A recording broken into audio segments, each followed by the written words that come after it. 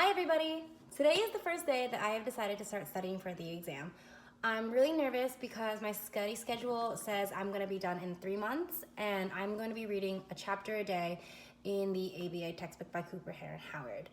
I have chosen not to use the BDS modules, which a lot of people do in the field, because the BDS modules are really time intensive and they cost a lot. They're about $200 to $300, which I can't afford. And I don't have the time either to spend studying 11 to 15 modules a day. I think that's a lot for me, and I know that the BDS modules just mainly focus on fluency rather than actual concept learning of it, and you can't really move on unless you pass a certain amount of modules or a certain percentage in the module. So that's not really how I study, that's not really how I like to test, so I'm not going to bother with that. A lot of people do, and that's fine, that's great for you. Instead, I will be using the Cooper, Heron, Howard textbook. So this is the second edition, not the third, because the third just came out, but this is gonna be my best friend. I also have the Pass the Big ABA.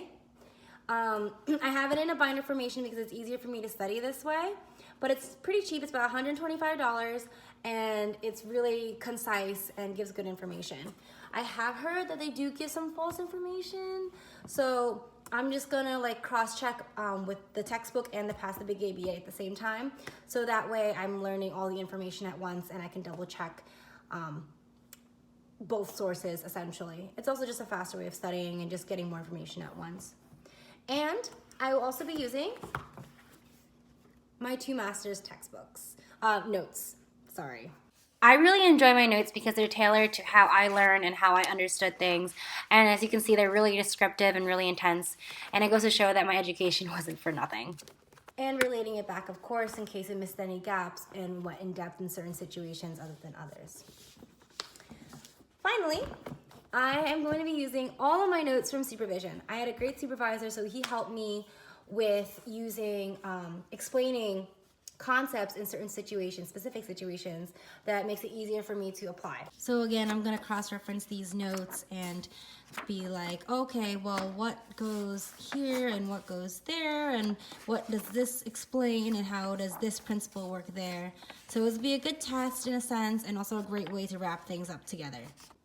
And after all that said and done, I still downloaded the ABA Wizard app on my phone.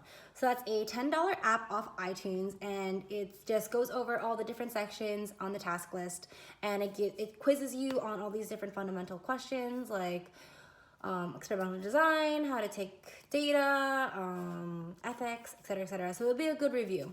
So I have a lot of systems in place that can help make sure that I'm getting well-rounded information and be able to apply it in different situations. So I'm pretty confident that I will be okay, and I'm hopeful that I will not need the BDS modules and will do fine on the exam. I'm also going to be using a lot of resources off the Facebook group.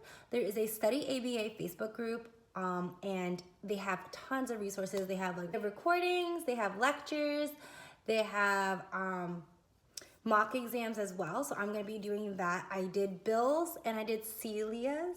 I hope I got that right. I'm pretty sure it's Celia's mock exams, and they're very popular mock exams that most people use. And this group is for all aspiring RBTs and BCBA. So they do also questions, daily questions, and they share information like study schedules, study tips, etc. So it's a great group to join. Join if you haven't. Definitely do. I recommend it. I got an 82 on Celia's mock, and I got a 91 on Bill's mock. So I'm feeling pretty good about myself. Hopefully, their mocks are indicative of how well I may or may not be doing in terms of studying, or in terms of where I am at. I haven't started yet, so I'm feeling 91% is pretty good, and I feel like I don't need to stress out as much as I was before, but definitely am still going to study and work really hard. So I'm going to include my study guide, my study schedule, and I hope that you find it useful. All right, thanks. So as you can see, I plan on doing a chapter a day in Cooper, reviewing concepts in my master's notes and doing different parts of the Pass the BACB. I'm giving myself 4 mock exams, leaving Saturdays free, and reviewing on Sunday everything that I've learned the past week. I work 3 jobs, so hopefully the schedule will work out as planned. But it is cramming a lot and it is pretty intense. And she should be done in about 6 weeks, and I'll repeat it from week 7 to 12. And those are my tools. Good luck.